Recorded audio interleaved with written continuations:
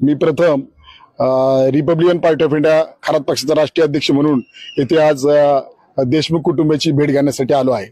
मुळात हे प्रकरण महाराष्ट्र राज्यामध्ये गाजत आहे। महाराष्ट्र राज्याची ओळख रयतेचे राजे शिवाजी महाराज, संभाजीराजे फुले शाहू आंबेडकर यांच्या नावाने ओळख आहे।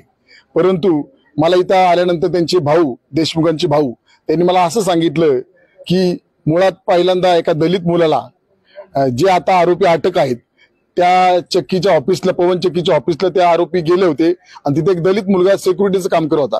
परंतु सिक्युरिटीचं काम करत असताना त्या दलित मुलाला आज जाण्यासाठी त्यांनी मागणी केली, आम्हाला आज जायचे। परंतु त्या दलित मुलांनी इमाने एदबारे की तुम्ही आज जाऊ शकत नाही, कारण आम्हाला सांगितलेलं नाही आतमध्ये न्यायला तुम्हाला, त्यामुळे मी तुम्हाला आतमध्ये सोडू शकत नाही।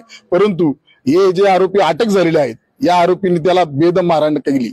मुळात माझा पहिला प्रश्न आहे राज्य सरकारला की एका दलित मुलाला महाराष्ट्र राज्यामध्ये आपण डॉक्टर बाबासाहेब आंबेडकरांनी तसे संविधान लिहिलेलं आहे, एका दलित मुलाला इमानेपणे तो आत्महत्या सोडत नाही, इमानदारी करतो म्हणून त्याला इथले आरोपी बेदम मारहाण करतात आणि मारहाण पण अशा रीतीने करतात की रक्त कुठं आले नाही परंतु बेदम मारतात, म्हणजे हातपाय तुटले पाहिजे अशा रीतीने मारतात।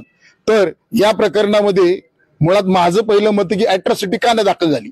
मी माननीय मुख्यमंत्री देवेंद्र फडणवीसांना सांगतोय की आपण प्लीज कृपया करून बनवेगिरी करू नका, बनवेगिरी बंद करा। काल सुद्धा तुम्ही विधानसभेमध्ये बोलताना याबद्दल निवेदन देताना काय बोलले ते बीड जिल्ह्याला चांगलंच माहित आहे। त्यामुळे या प्रकरणामध्ये पहिल्यांदा अॅट्रॉसिटी दाखल करा, यांच्या अॅट्रॉसिटीचे गुन्हे दाखल करा। नंतरच्या काळामध्ये सगळ्यात महत्वाचं म्हणजे खरंच हे शिवाजी महाराज फुले शाहू आंबेडकरांचं राज्य आहे। जर पाहिलं तर एक देशमुख नावाचा आमचा मित्र सरपंच हा व्यक्ती दलित मुलाला मारलं म्हणून तात्काळ तिथे जातात, परंतु त्यानंतर त्याच मराठा समाजाच्या मुलाला मोठ्या प्रमाणावर विचित्र पद्धतीने मारहाण केली जाते।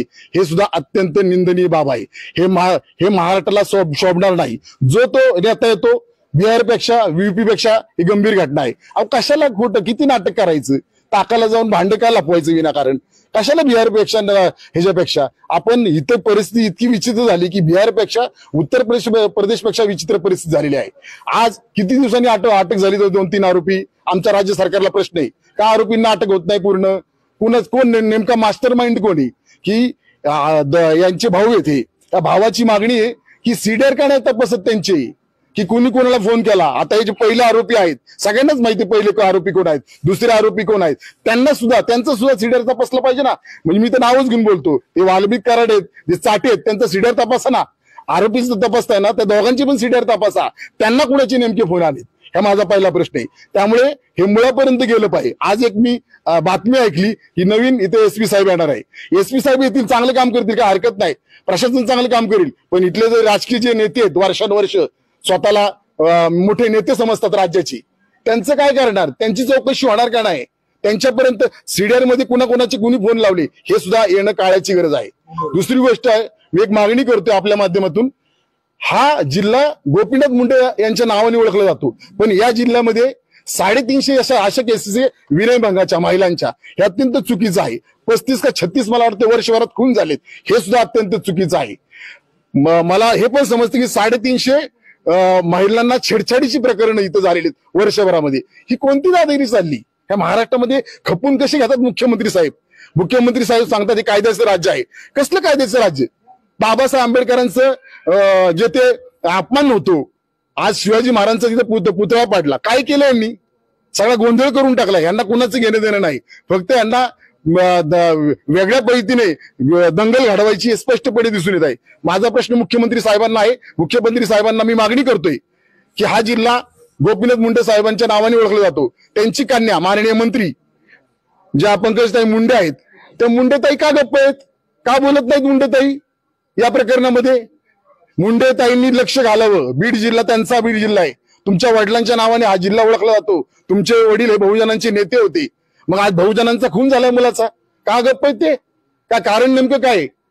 माझं म्हणणं की त्यांनी पहिला खुलासा करावा, ते का नाही आंदोलन करत? ते इथं येऊन बसत का नाही की माझ्या देशमुखाला न्याय मिळाला पाहिजे म्हणून? उगाच कोणतरी यायचं आपल्या भेटाभेटीची नाटकं करायची, ही भेटाभेटीची नाटकं करू नका ह्या जिल्ह्यामध्ये, कारण हे महाराष्ट्र आहे। मी स्पष्ट मागणी करतोय ताईंना की ताई तुम्ही आंदोलनाला येऊन बसा, न्याय मिळाला पाहिजे म्हणून। जर तुम्हाला बीड जिल्ह्याचं प्रेम असेल, तुम्ही बहुजनांचे नेते असाल तर, हा माझा पहिला प्रश्न आहे। दुसरा माझा प्रश्न असा आहे की मुख्यमंत्री साहेब सीडीआर तपासा, सगळ्यांचे सीडीआर तपासा. आणि दादा आता येऊन गेले, आदरणीय दादांनी त्यांना आश्वासन दिलं की मी नक्कीच जे आरोपी त्यांना पूर्णपणे अटक करील. मी पुढे जाऊन सांगतो, तात्काळ अटक करा आणि अॅट्रॉसिटीचा गुन्हा दाखल करा, कारण अॅट्रॉसिटीचा गुन्हा यांच्यावर दाखल झाला पाहिजे. कारण हे जे सरपंच होते आदरणीय माननीय कालकथित, हे एका दलित मुलाला वाचवण्यासाठी गेले होते. अॅट्रॉसिटी दाखल का नाही होत? अॅट्रॉसिटी तात्काळ दाखल करा.